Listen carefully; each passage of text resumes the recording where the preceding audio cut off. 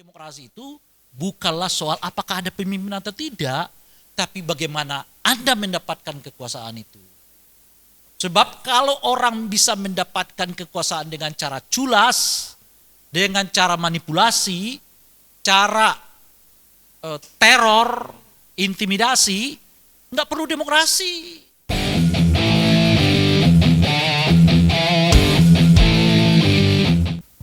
Selamat sore teman-teman. Kembali lagi kita ketemu di acara yang selalu kita tunggu, Bukaan Rahasia. Nah, tamu kita kali ini adalah seorang tokoh yang sangat getol memperjuangkan demokrasi dan reformasi perundangan di Indonesia.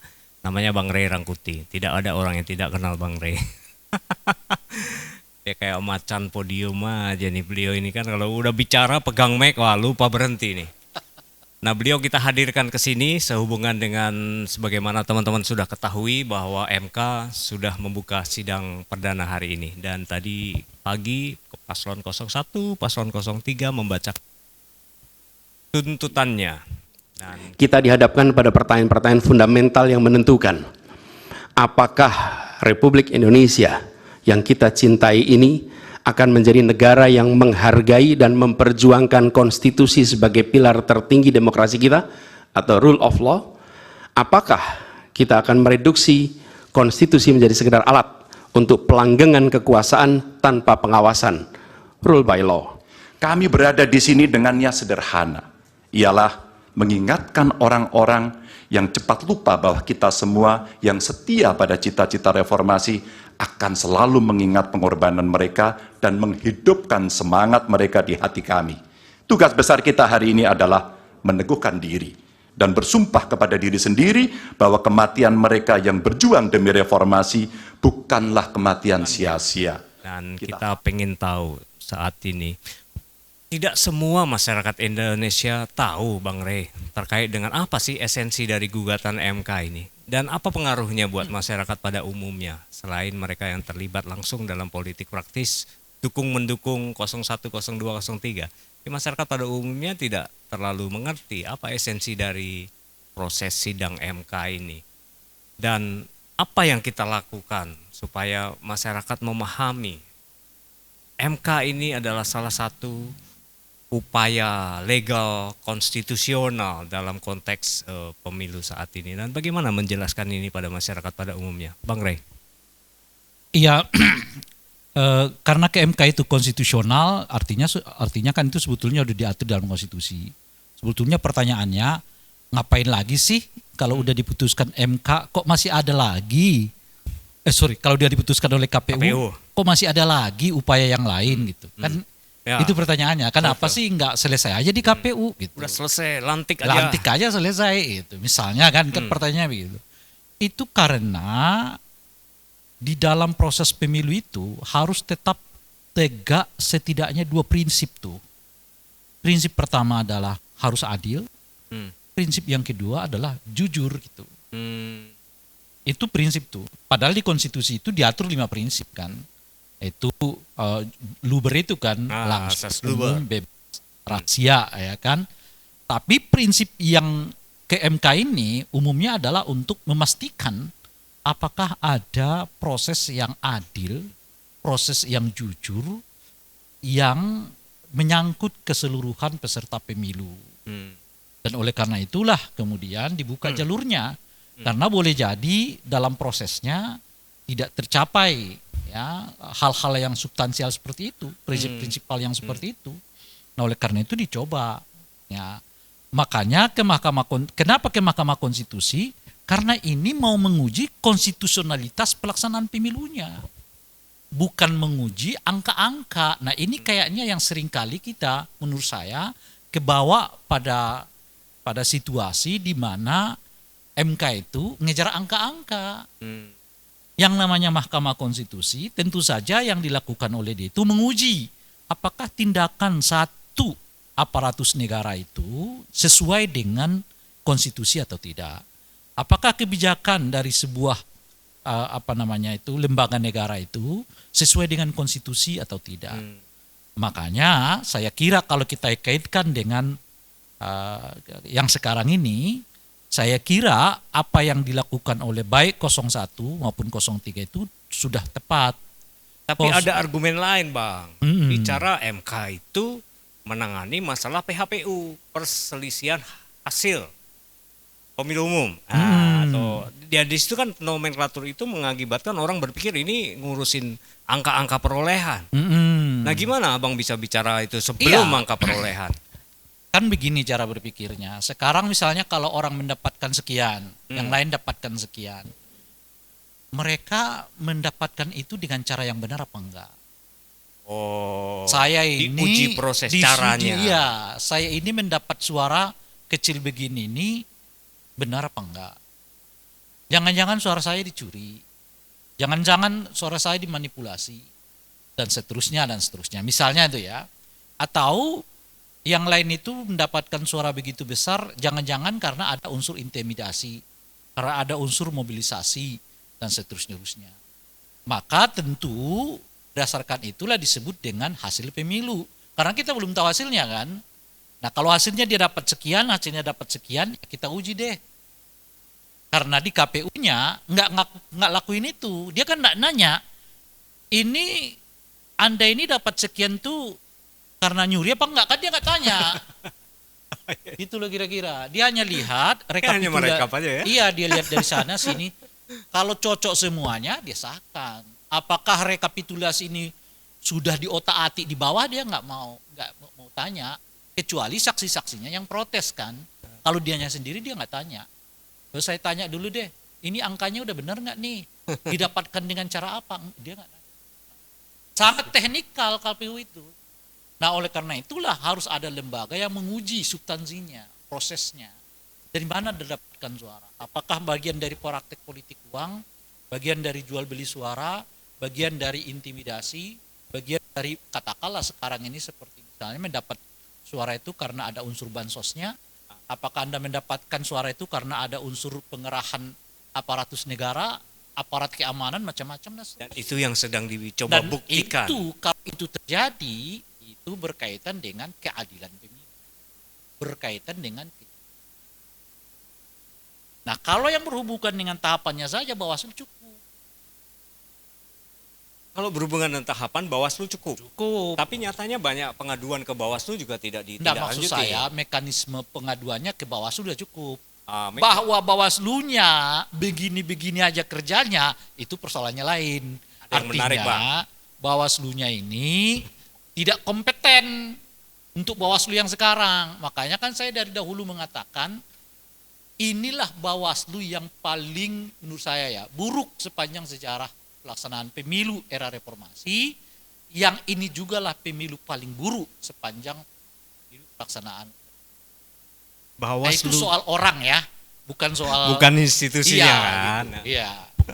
Jadi Bawaslu barusan melahirkan keputusan peringatan keras atau vonis kepada ketua KPU yang terbaru nih, bahwa ketua KPU divonis tidak ya? pusat. Berita satu hari 2 hari kemarin ya, itu bicara tentang KPU tidak melaksanakan proses rekapitulasi dengan baik. Tapi semua udah terlanjur. Kalau rekapitulasi dilakukan dengan tidak benar, diduga ada manipulasi, ada markup macam-macam, enggak cukup itu ditegur. Itu yang bisa dilakukan. 6 kali mendapatkan sanksi. Nah itu yang saya sebut tadi kan. Ini soal orangnya, ya, bukan lagi institusinya. Institusinya udah benar, tapi yang ngisi gimana? Bang, secara kembali ke MK nih, Bang. Ya. Dengan segala proses yang sudah Abang lihat sejauh ini, apakah kira-kira kita bisa proyeksi integritasnya hakim MK saat ini ada 8 orang? Abang bisa melihatnya gimana? Kita punya 8 yang ya oke, yang satu ke Pak Usman sudah tidak boleh menjadi hakim MK dalam konteksnya pemilu Pilpres, tapi 8 orang masih. Saya mau lihat secara umum dulu peradilan kita ya, tidak hanya MK. Akhir-akhir ini saya melihat ada nuansa yang lebih progresif di peradilan kita, di putusan-putusan peradilan kita. Pertama saya lihat misalnya putusan MK yang menerima permohonan kelompok masyarakat sipil terkait dengan tafsir 30% kesertaan perempuan. Yang sebelumnya KPU mengatakan 0, di bawah 0,5 itu dihitung 0. Di atas 0,5 dihitung 1 kan. Akhirnya sekarang itu dibatalkan oleh MA, disebut semuanya dihitung 1. Selama ada desimalnya, nah itu dihitung jadi 1. Pembulatan ke atas. Pembulatannya ke atas semua gitu. Nah, itu cukup menggembirakan kita kan. Nah, yang kedua, ada putusan PT UN seingat saya yang terkait dengan PKPU, KPU penerimaan terhadap usia di bawah 40 tahun. Kan tidak direvisi oleh KPU kan saat itu, lalu dilaporkan oleh berbagai elemen masyarakat. Nah, ternyata itu dikabulkan permohonan itu. Dan itu memaksa supaya KPU untuk melakukan revisi. Perbaikan. Artinya PKPU penerimaan saudara Gibran sebagai calon wakil presiden itu sebetulnya nggak sah. Karena PKPU itu belum merevisi sesuai dengan ketentuan Mahkamah Konstitusi yang baru. Nah, itulah salah satu poin yang saya dengar diajukan ke Mahkamah Konstitusi sekarang. Menjadi bahan mengingat bahwa PKPU itu belum diubah. Jadi saudara Gibran itu diterima atau penetapan saudara Gibran, penerimaan berkas saudara Gibran itu dengan PKPU yang belum direvisi. Nah, setelah keluar putusan itu lalu direvisi dengan membuat ketentuan bahwa seseorang sesuai dengan putusan Mahkamah Konstitusi lah ya, seseorang yang pernah punya pengalaman di eksekutif ya meskipun belum berusia 40 tahun dapat dicalonkan sebagai calon presiden wakil presiden. Jadi ada 2 PKPU itu. Satu PKPU yang sebelum revisi, satu PKPU yang sesudah revisi. Nah, tapi kita kembali ke soal peradilan itu, artinya peradilan itu membuat putusan itu. Ya, di luar dugaan juga dia berani melakukan itu kan saya. Tun ya? Iya. Jadi putusannya adalah memerintahkan KPU untuk membuat merevisi PKPU. Peraturannya. Karena sementara dia udah terlanjur menerima pendaftaran Mas Gibran. Sudah terlanjur. Makanya ini kan jadi bahan peraturan barunya KPU tidak bisa berlaku mundur dong. Yang mana? Dengan sendirinya, makanya saya mengatakan tadi itu ada 2 PKPU ini. PKPU 1 yang dulu menerima saudara Gibran, padahal di situ disebutkan minimal usia 40 tahun. Tapi Gibran itu belum 40 tahun kok diterima. Lalu direvisi setelah ditetapkan, direvisi setelah diterima. Semuanya berkas dianggap oke gitu. Lalu ditetapkan sebagai peserta pemilu dengan revisi PKPU yang baru. Itu loh kira-kira. Nah, ini sekarang jadi bahan sengketa ke Mahkamah Konstitusi. Saya dengar ya, bagian dari bahan sengketa ke Mahkamah Konstitusi. Nah, hal lain adalah kalau kita sekarang ke Mahkamah Konstitusinya, setidaknya ada 2 hal yang saya anggap positif tuh keluar dari Mahkamah Konstitusi. Pertama adalah mereka menerima putusan soal atau judicial review terkait dengan parliamentary threshold. Yang awalnya 4% sekarang dibuat jadi 0%. Kan ini menggugurkan apa yang selama ini semacam batu sandungan. Apa itu batu sandungan? Karena selalu MK untuk kasus yang seperti ini nih menyebutnya itu open legal fallacy. Kembali ke DPR kata dia. Nah, sekarang enggak, dikoreksi sama dia. Gitu. Dan uji materi terhadap proporsional terbuka itu udah sering. Artinya ditolak itu. Sering ditolak oleh MK, tapi sekarang diterima oleh MK gitu. Ada progres lah di situ. Nah, putusan yang lain itu adalah soal penggunaan pasal pencemaran nama baik itu. Baru saja nih ya. Yang baru saja gitu. Nah, kalau dilihat trennya sekarang di dunia peradilan kita, lebih khusus di Mahkamah Konstitusi, ada tren untuk lebih progresif. Gitu. Tren yang lebih mendukung nilai-nilai demokrasi, ya, kualifikasi demokrasi dan kualitas demokrasi gitu.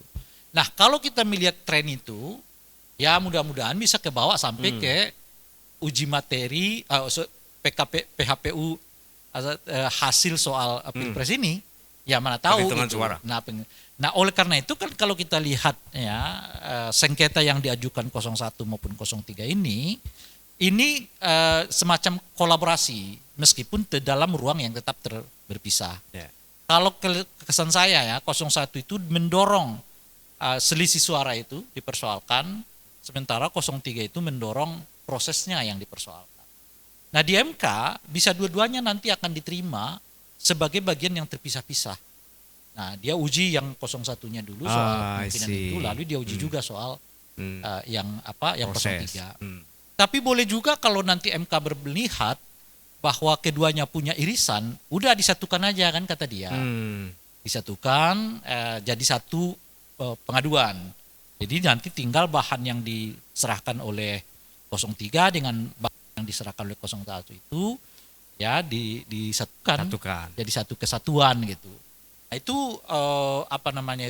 langkah kedua. Langkah ketiganya satu dan tiga itu ditolak oleh dia. Ya Dua-duanya karena dianggap ditolak. ya tidak memenuhi prosedur kan gitu ya, formalitasnya gitu ya. Nah, jadi sebelum masuk ke uji materialnya kan uji prosedur dulu kan. Nah, menurut dia mungkin ini kurang, itu kurang, macam-macam. Jadi ada 3 kemungkinan sebelum masuk ke materi ya. Nah, dia diperlakukan oleh MK. Pertama adalah menerima dua-duanya sebagai pengaduan yang terpisah. Yang kedua menerima keduanya sebagai satu kesatuan pengaduan. Atau yang ketiga adalah Tolak semuanya. dua-duanya gitu. Nanti kita tinggal lihat karena yang hari ini kan masih soal uji terhadap prosedurnya. Dan masih pembacaan argumen-argumen, dasar-dasar. dokumen awal macam-macam. banget.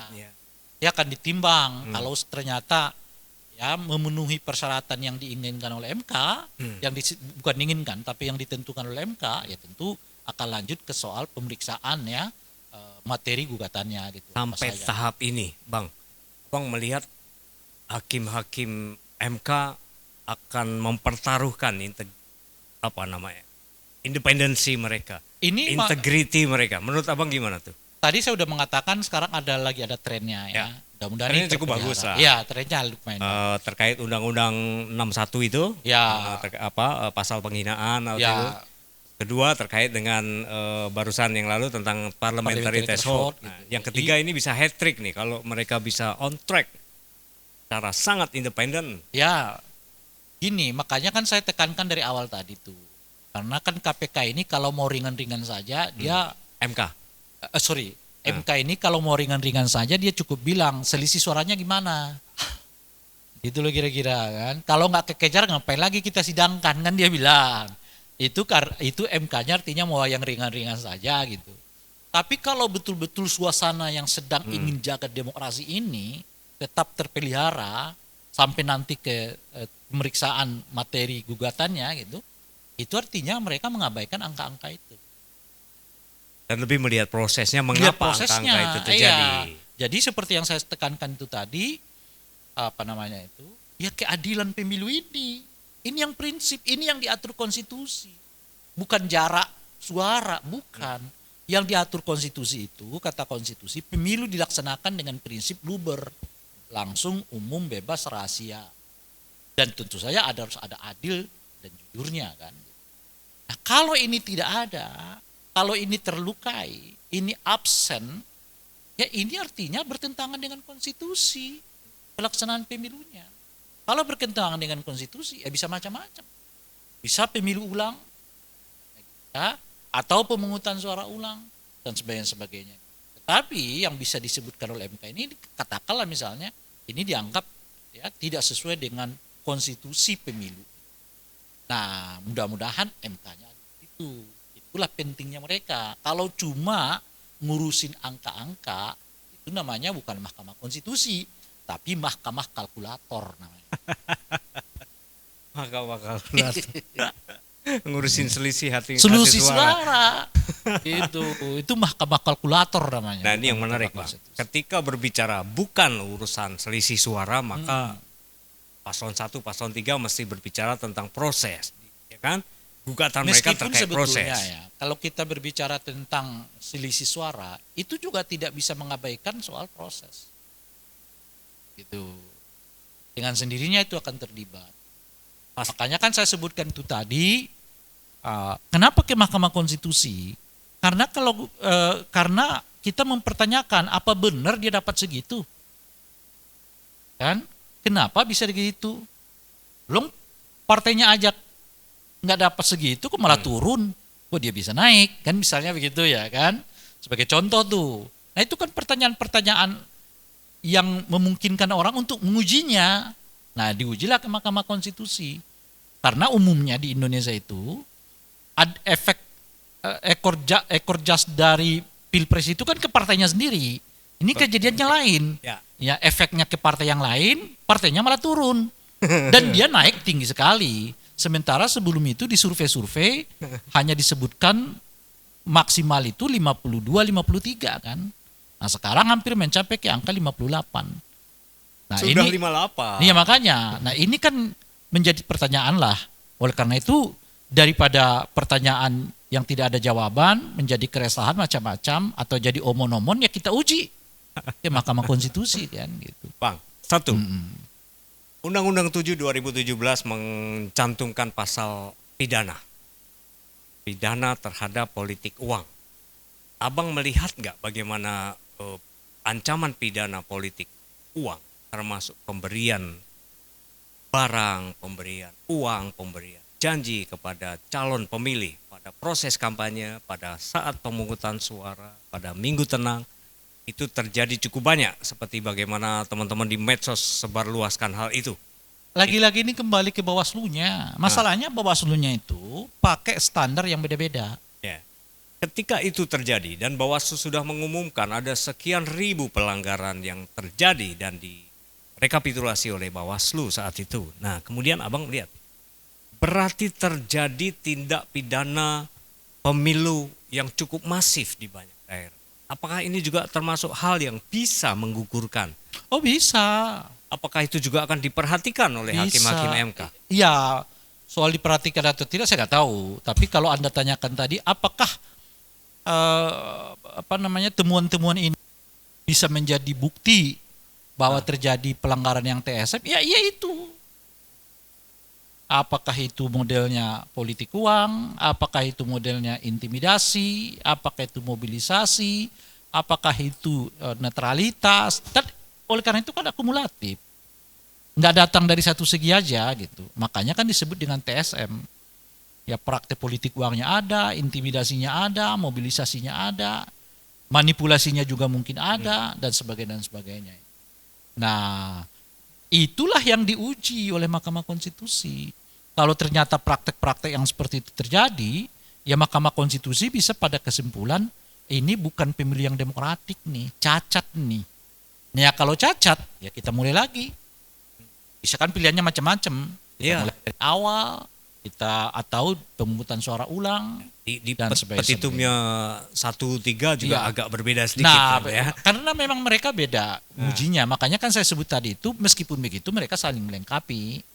Nah, yang satu itu kan soal suara, yang ketiga kan soal proses, itu yang saya sebut tadi. Memang mereka beda jalurnya, tapi kalau sebetulnya bisa saling melengkapi, makanya saya mengatakan tadi bisa saja MK nanti meminta keduanya digabung saja. Jadi satu kesatuan gitu. Satu kesatuan gugatan gitu, nanti akan diperiksa baik selisih suara maupun yang terkait dengan prosesnya gitu. Bang, ini yang menarik, Bang. 2 minggu yang lalu Bawaslu konferensi pers mengumumkan sekian ribu pengaduan masalah-masalah di dalam pemilu. Dan disampaikan juga kepada KPU secara formal di dalam press conference itu. Tapi KPU tidak menyikapi temuan-temuan Bawaslu itu. Nah, ini menjadi apa yang boleh terjadi? Nggak disikapi. Kalau mereka bisa disanksi dan diadukan ke DKPP. Tidak ada sanksi sama sekali dari Nah, DKPP kan terkait saya dengan udah ini. mengatakan tadi, Bung, ini pemilu yang terburuk sepanjang reformasi. KPU-nya banyak kelemahan, Bawaslu-nya begitu-begitu aja, DKPP-nya samai mawon. Tadi Anda udah menyebut, mana ada orang yang sudah berkali-kali disanksi berat, nggak pernah sedikit pun diminta. Kalau dulu tuh kan DKPP itu, kalau udah sanksi berat masih begitu, sudah Anda diturunkan jabatannya. Kan? Ya. Anda nggak usah jadi itu. Ini sekarang. nggak terjadi apa-apa. Saya nggak tahu setelah pemilu ini nanti selesai mereka baru pakai jurus itu. Saya nggak tahu. Ya, Nah, pertanyaannya kenapa selama pilpresnya ini berlangsung jurus untuk menurunkan jabatan orang itu nggak keluar di DKPP? Itu yang saya sebut. 3 serangkai ini yang disebut dengan penyelenggara kinerjanya buruk sekali. Maka dan oleh karena itulah Bung, sengketa ke MK itu jadi penting. Itu loh. Ya, yang menarik sengketa di MK ini juga harusnya menjadi magnet untuk menarik perhatian kalangan kelas menengah nih. Tapi tampaknya Belum belum baru terlihat. pembacaan. Iya. Nanti kalau ke materi gugatan tuh, kalau sekarang kan masih prosedurnya. Ini akan berjalan terbuka terus ya? Wajib terbuka. Itu ketentuan aturan kan, semua sidang di Mahkamah Konstitusi itu wajib terbuka. Terbukanya bisa dihadiri oleh orang atau ya melalui berbagai tayangan Media massa boleh media liput massa. ya? Full ya? Full bisa. Abang nggak ada kekhawatiran soal adanya hengki-pengki di dalam proses persidangan ini? Ya khawatir itu ya selalu harus dibuat kan. Tapi ya kita lihat aja dulu, kan belum berjalan. Nanti kita ketemu lagi di sini untuk mencoba mengevaluasinya kalau khususnya nanti kalau udah masuk ke materi gugatan. Saya lihat Kira-kira. tadi pagi seru bang. Hakim ketua men-stop Pak Bambang Wijayanto ketika menayangkan video dalam proses pengantaran. Dan itulah, ini nanti jadi bukti saja, jangan dibahas di depan. Tapi Pak Bambang Wijayanto bertahan. Ini cuma 3 menit, ini penting untuk Ya, mereview semua. biasa di pengadilan begitu tuh. Prosesnya menarik. Iya, itu biasa. Tapi apa yang disebutkan Hakim Mahkamah Konstitusi itu menurut saya udah benar juga. Artinya kan apa gitu? Artinya boleh jadi itu sinyal bahwa mereka akan terima gugatan sehingga bukti-bukti itu nggak perlu dipaparkan. Dia aja di proses pemeriksaan materialnya gitu loh kira-kira tuh. Ini yang saya mau tanya lebih lanjut ke abang nih, kan abang juga sangat kritis pada Pak Jokowi. Apa yang ditayangkan Pak Bambang Wijayanto adalah videonya Pak Jokowi ketika dia pidato di depan pesawat dan perangkat militer bersama Pak Prabowo pada waktu itu. Yang Abang soal melihatnya gimana? yang soal kampanye. Yes. Ya, Yang itu kan saya- artinya Netral atau enggak netral? kita masih berbicara soal di MK kan. Nah, masalah lain yang terkait dengan pelaksanaan Pilpres kita ini adalah soal cawe-cawenya presiden. Apakah itu materi yang bisa digugatkan di MK? Bisa. Nah, piye itu latar belakang? Ya Apa kan tadi itu argumentasinya? tadi, misalnya salah satunya itu adalah apakah ada efek bansos itu terhadap keterpilihan seseorang. Ya. Itu satu tuh. Nah yang kedua adalah apa benar ada perintah-perintah terhadap aparat keamanan untuk memenangkan paslon tertentu. Ya kan? Masalah netralitas. Ya. Apakah ada perintah juga kepada ASN tertentu misalnya untuk mobilisasi dukungan kepada paslon tertentu. Termasuk sikap tidak netral presiden yang mau tidak mau berimplikasi terhadap kenaikan elektabilitas paslon tertentu. Seperti yang tadi ditayangkan itu. Nah kalau Pak Jokowi dempet terus, kan orang tahu ini masa pemilu gitu. Makan bakso di luar jam kerja bisa 2 kali, 3 kali. Hal yang sama dia tidak lakukan kepada kandidat yang lain. Alasannya karena menterinya dan sebagainya kan. Nah itu diuji. Tindakan itu benar apa enggak. Jadi hal-hal praktis itu mencerminkan Iya, mengingat bahwa keberpihakan. menteri yang diajaknya makan bakso ini adalah orang yang sedang mencalonkan diri sebagai calon presiden dan wakilnya itu adalah anaknya sendiri gitu. Nah, oleh karena itu yang kita uji. Menurut kita sih, ya jelas ini semacam pelanggaran, tindakan yang diskriminatif kan. Tapi kan menurut orang yang melakukannya kan tidak. Nah, untuk memastikan bahwa ini sebuah pelanggaran, sebuah yang tidak tepat di dalam pelaksanaan pemilu, kita bawalah sengketa ke Mahkamah Konstitusi gitu. Nah, oleh karena itulah ini dijadikan sebagai salah satu bukti bahwa ada unsur kekuasaan atau diduga ada unsur kekuasaan terlibat untuk pemenangan paslon tertentu. Dan kalau itu terjadi artinya tidak adil. Prinsip keadilan itu yang dilanggar. Prinsip kejujuran itu yang dilanggar. Nah, itu lagi-lagi dibawa ke mahkamah. Termasuk di dalamnya bansos. Nah, bansos ini kan sekarang mulai diakui nih punya efek negatif terhadap pemilih. Dalam pengertian kalau bansosnya sih positif ya, untung ya orang terima. Negatifnya dalam terhadap demokrasi, maksud saya negatif terhadap demokrasi karena ya diduga disebabkan oleh bansos mengakibatkan elektabilitas paslon tertentu naik. Makanya KPK buat kemarin kan himbauan supaya bansos menjelang pilkada itu ditunda dulu.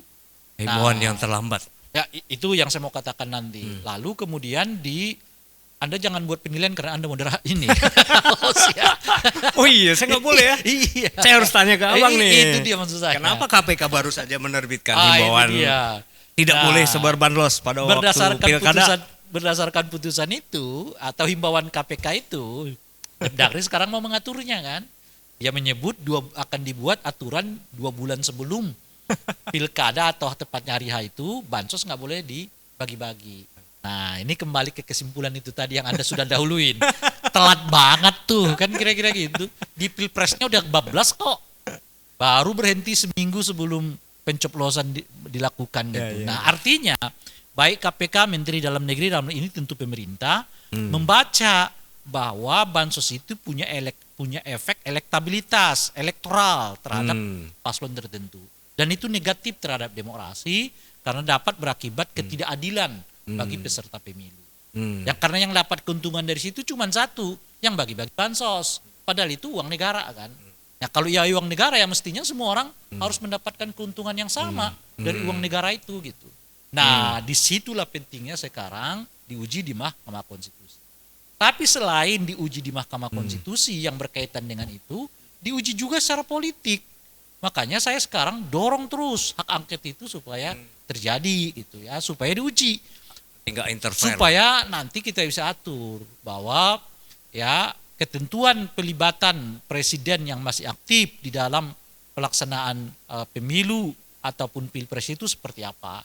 Nah angketlah yang menjawabnya. Benar nggak ada dugaan pelibatan ASN, ada dugaan pelibatan kepala desa, ada dugaan pelibatan aparat keamanan, termasuk di dalamnya adalah penyebaran bansos yang dianggap ya bersifat politis dibanding bersifat sosiologis gitu kira-kira.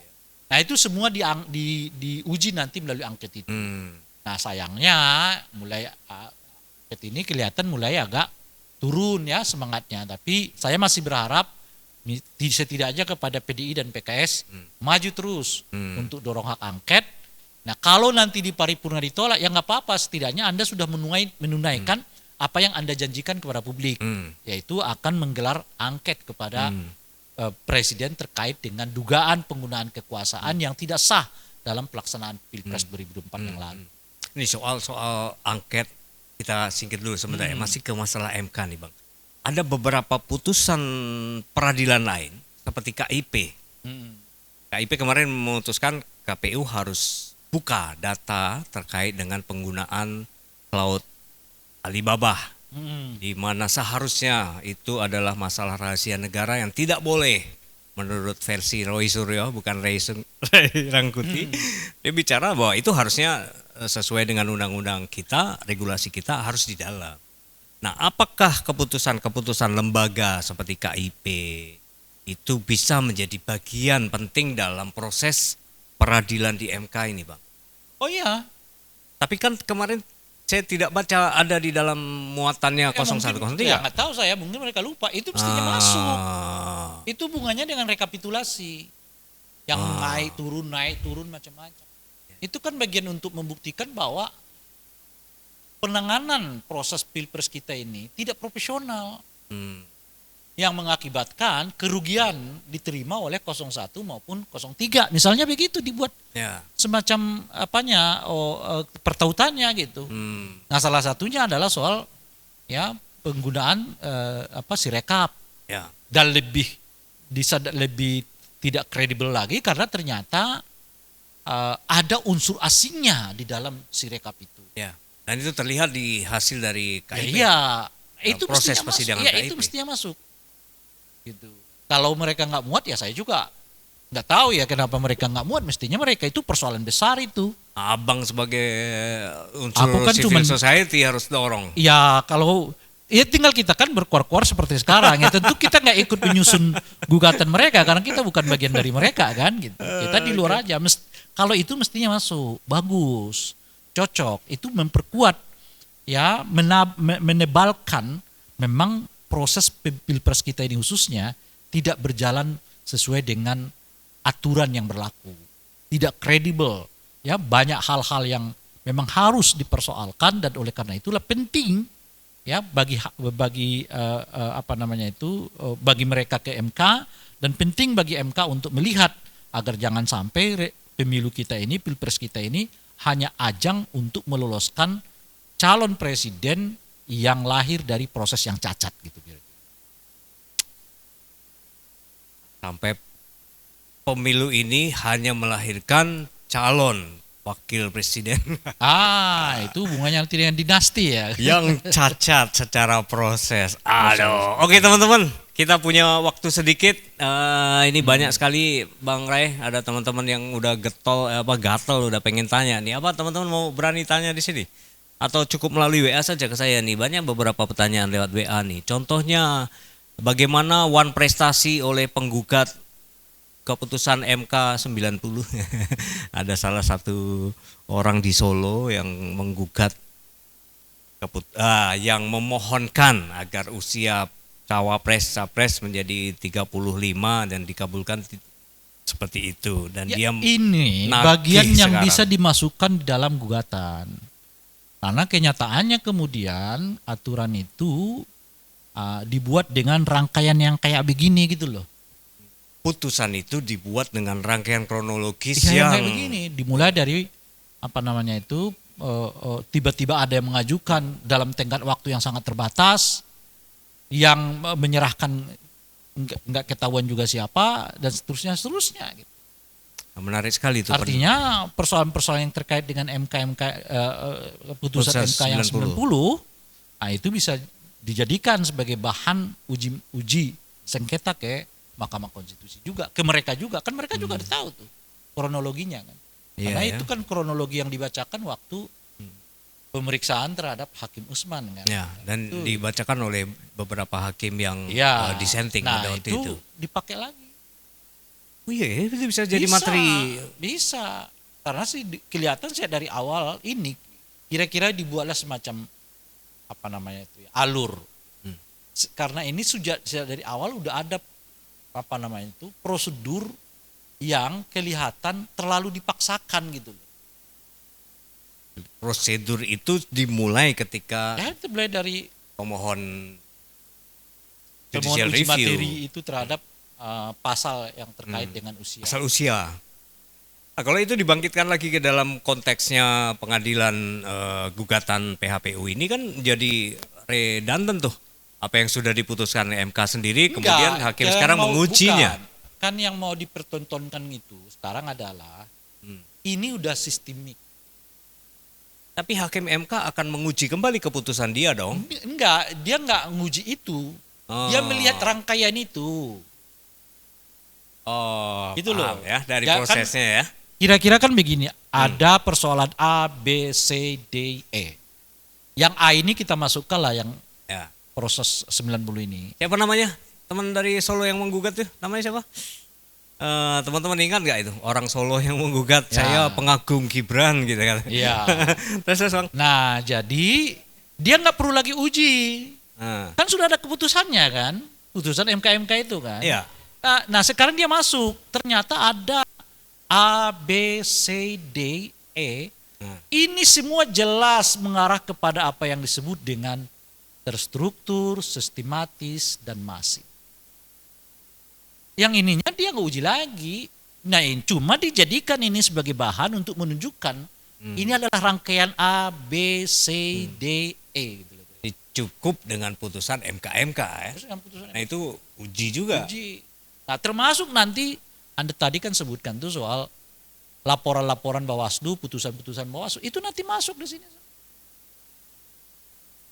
Untuk menunjukkan betapa sistematisnya gitu loh kira-kira, masifnya dan juga terstrukturnya. Kan kalau yang tadi soal ini kan ada unsur dugaan terstruktur kan. Ya. Ya, penggunaan aparat dugaan adanya struktur gitu kan. Kalau sistemik seperti digerakkan dari satu pintu. Nah, kalau masif meluas. Nah, yang mana saja? Makanya kan sebaiknya nggak ada huruf yang hilang. Tiba-tiba dimulai dari B, C, D gitu. A-nya nggak ada gitu. Nah, gimana menjelaskan bahwa itu adalah terstruktur, masif dan apa namanya itu masif gitu, sistematis gitu.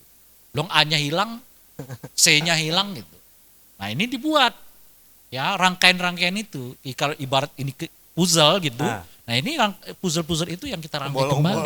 Bolong-bolong ini gitu. Termasuk di dalamnya adalah soal ya putusan MK itu gitu.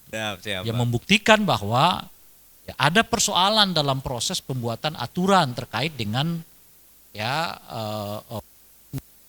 yang dipergunakan oleh Gibran untuk menjadi calon wakil presiden. Boleh nggak mengutip sedikit kalimatnya Prof.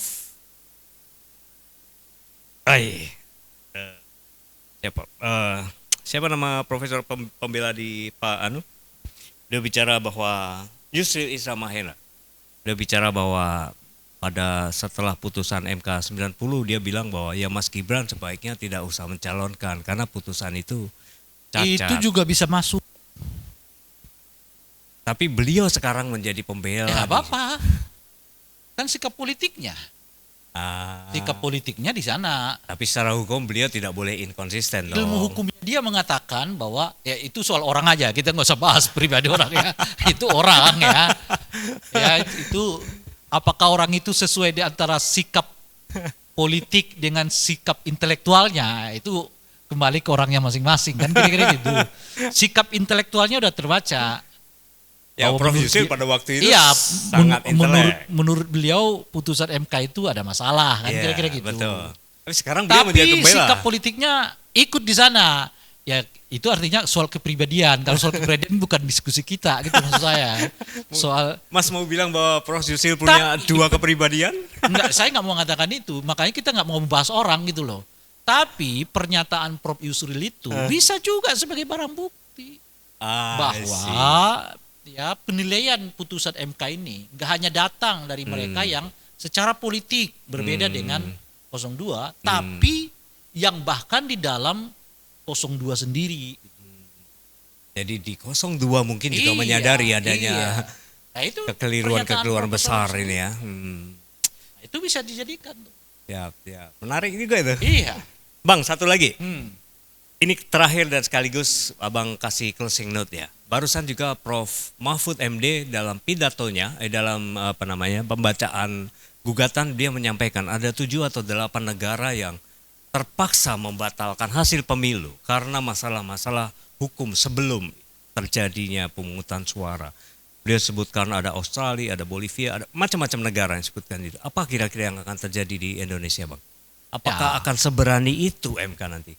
Kita nggak tahu lagi-lagi. Jangan ditanya dulu. Ini terlalu cepat.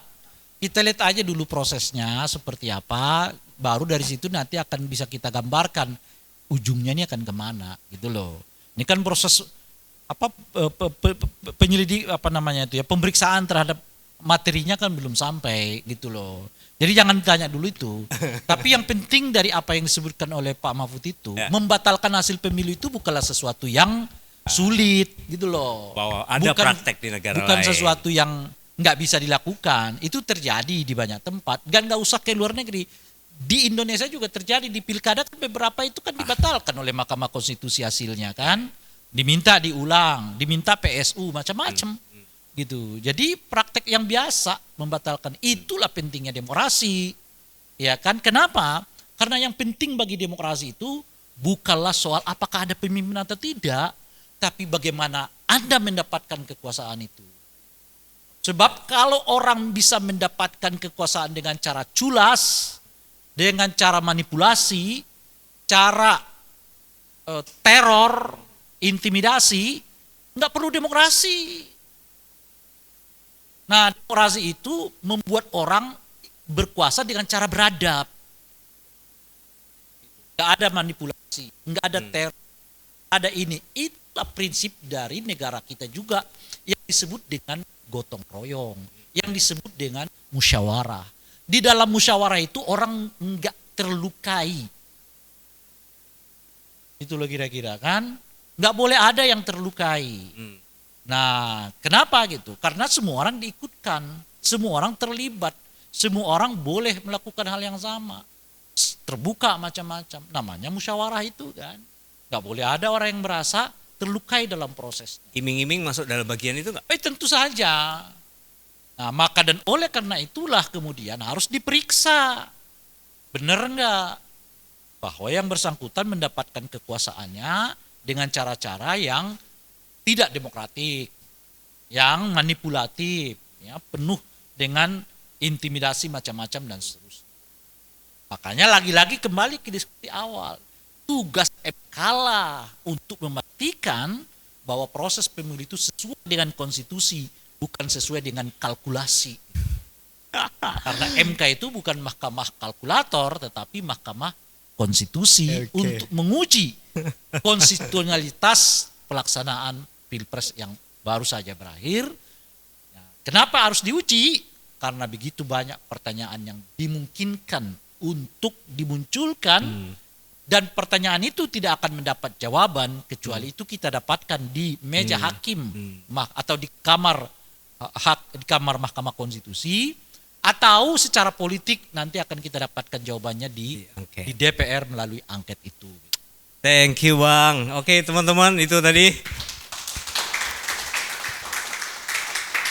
Emang kalau narasumbernya dari tokoh-tokoh demokrasi kayak ginian itu membuat kita surprisingly ada beberapa hal yang memang harus kita percayai bahwa masalah-masalah demokrasi itu juga bisa diselesaikan di lembaga peradilan secara konstitusional gitu.